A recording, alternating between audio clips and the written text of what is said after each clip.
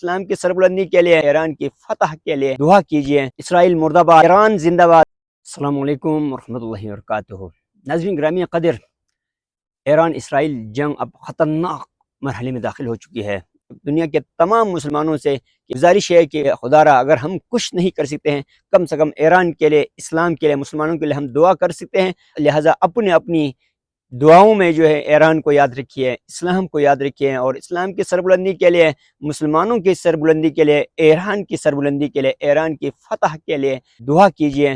اللہ تبارک و تعالیٰ سے ہماری دعا ہے کہ اللہ پاک اسلام کو غلبہ عطا فرمائے، اسرائیل کو نیست و نابود کرے، اسرائیل کو شکست فاش دے، اور ایران کو فتح مبین عطا فرمائے۔